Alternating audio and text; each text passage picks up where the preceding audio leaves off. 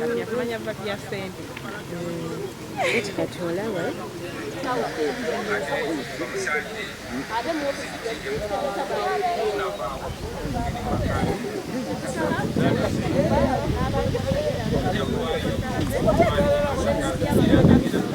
manyi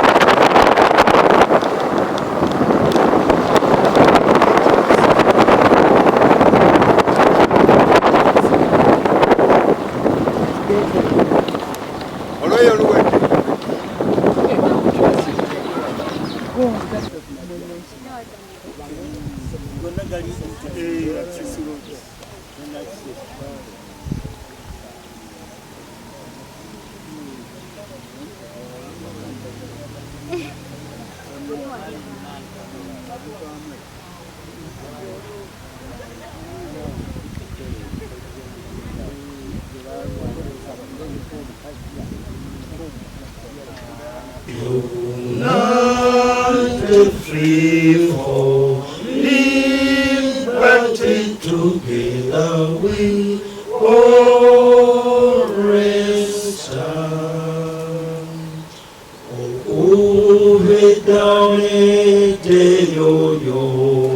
Abakulu bano bavudde mu State House n'ebirala bajja kubitwanjulira, naye tubebaziza okujja.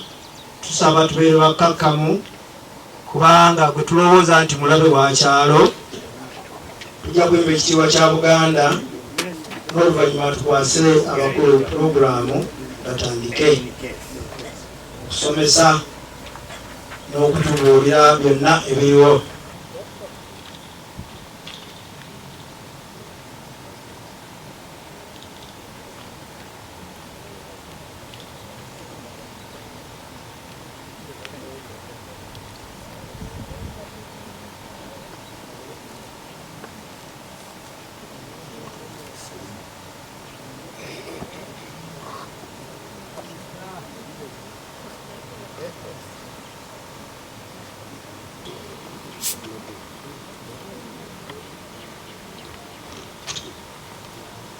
Omukolo gugenda kutambula ate ennyimba olwa Buganda n'ekitiibwa kya Buganda tuzimaze.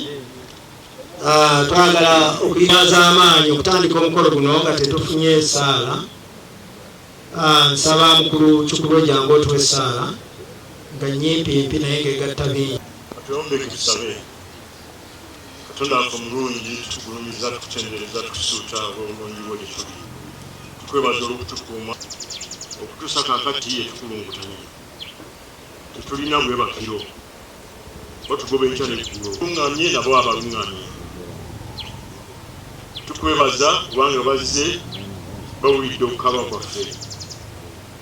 Olwaleero omwaka guno twebakeko erinnya ly'Okatonda waffe ligulumizibwe liweebwe ekitiibwa mu linnya lya Yesu Kristo Mukama waffe.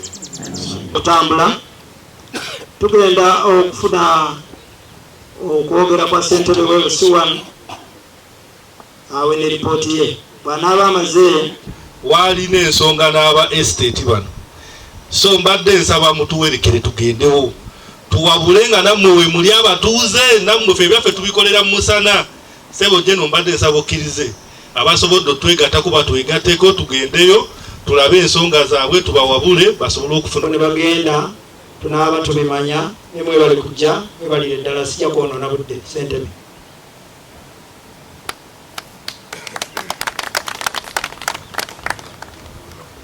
environment era chairman wa task force y'ekyalo kino egezaako okulwanirira ettaka lino nga twemobilizinga ng'abatuuze. Erinnya Kiyemba Gonzaga. Erinnya nze Hajati Hamida Sekalema ow'abakyala ku kyalo kino Mukungo. Abo tuli nabo abalala tebasobodde oba bajja gunaaba gwe basinze nnyo tugenda basentebe butereevu tebasobodde batuusizza okwe. Muganda we baba alina omukyala we n'abaana be nga naawe olina omukyala we n'abaana bo n'amakaago si wa famire yo.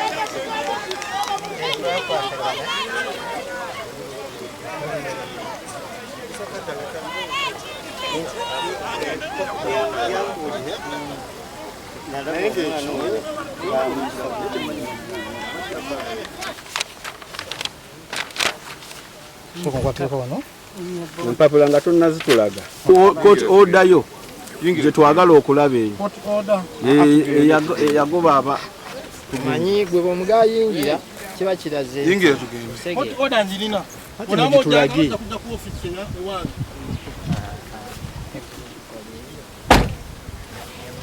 mbadde nina obulumi bungi ku sayidi ey'abatuuze nga tufuna okusoomoozebwa okwo nga bwe nkunnyonnyodde.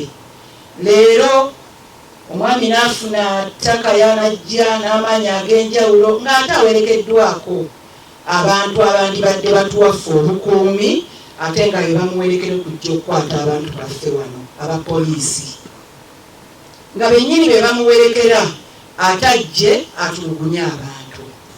Ettaka lino olw'okubanga liriko emisango tono Takaya yakula ettaka 2019 Takaya n'agamba nti nakula ettaka nga lyereere nga tukuli bantu naye bannamawulire mutumuli wa muzeeyi bano baabano bazaalibwa ku ttaka lino baabano ono omwami akubuulidde nti 1948 ettaka lino nalina omusango mu kooti naye ettaka lwa 2019 akugamba nti ze nagula wano lwaki tuttaka emisinde n'obusungu omuntu aze 2019 nasingana abantu bali abakadde b'abato nga bazaalibwa wano nakugamba nti ze nagula wano nga twaliwo muntu bannange mutusaasire muyinza okulowooza nti obusungu twabugjewa obutalaga nga ttaka yakulinnya wano ttaka ya musajja wa luuyi eri si wakuno niyete mu bukwesikwesi olw'obubbi agamba abantu bali temusimba mufe ku bibanja oli era ng'ekyo kubanga kyenjagala okutegeeza nti byali mu vulugu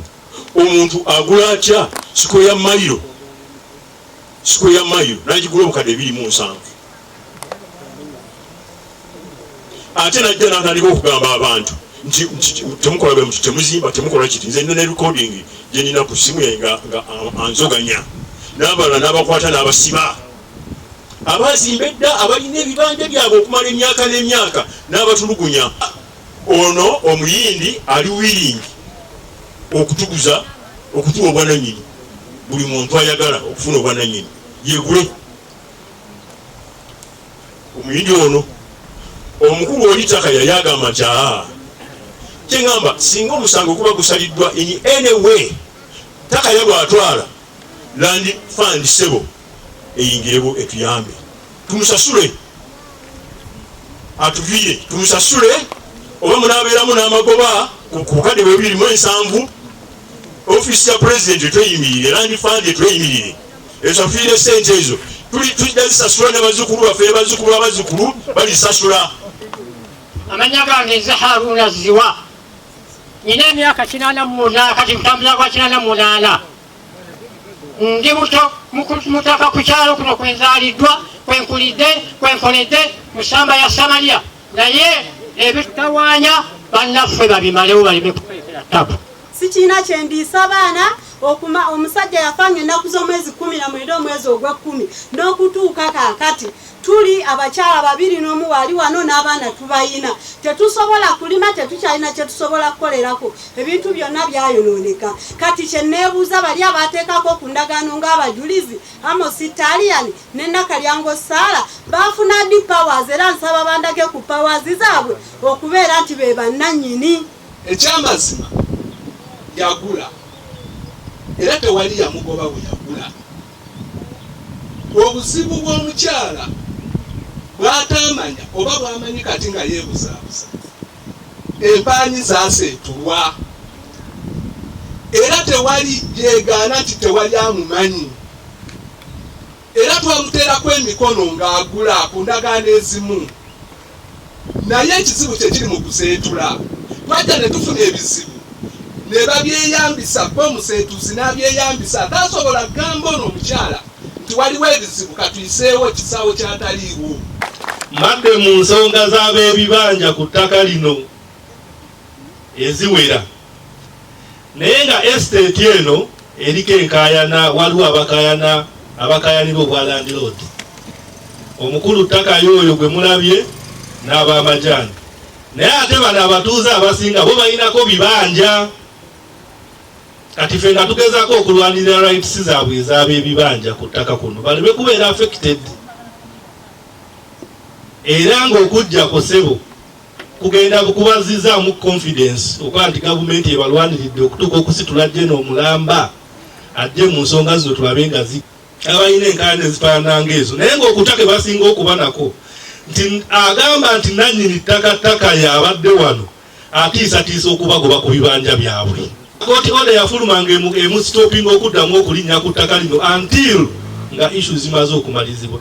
Kyobola ababwazze wano ne bafuna okutya nti azze kukola ki era kubakyankalanya paka bwe tusazeewo nga ttiimu nti yasooka atuviire ffe tubeeko bye tumaliriza. Nakyo tuzze tubasomese tusobole okubawa amaanyi. Omuntu okubeera ow'ekibanja si musango mu Uganda eno. Ekibanja ky'obeera nakyo mu mateeka ga protectinga, naye mu kukola ssemateeka oyo akwatagana ne ku ttaka bagamba nti buli munnayuganda yenna anabeeranga n'eddembe okugula okusenga wonna wayagala mu Uganda, na buli w'ekibanja ali wano tagenda okukola ki kugobebwa okujjako ensonga emugobya butasasula ki. Kati mwerwaneko mu mateeka. Ekitundu kino tumaze ebbanga nga tuwuliriza ensonga ezikifaamu ekikwata butali butebenkevu obukwatagana n'ettaka lino.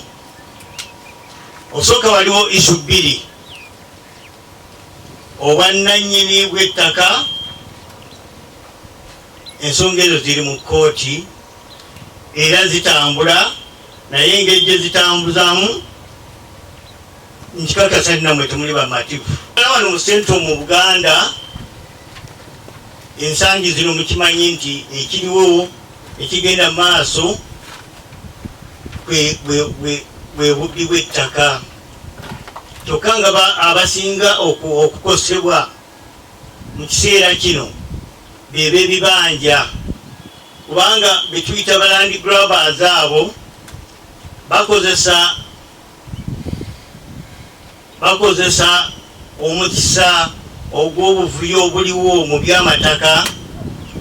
Abasinga obungi ne bafuna ebyapa ebitali bituufu, ne bajja ne bataiminga ettaka mu batuuze, ate nga abatuuze basisinkana nabo nga batudde matiiritiiri, amateeka agabafuga ku mataka gaabwe tebeekakasa.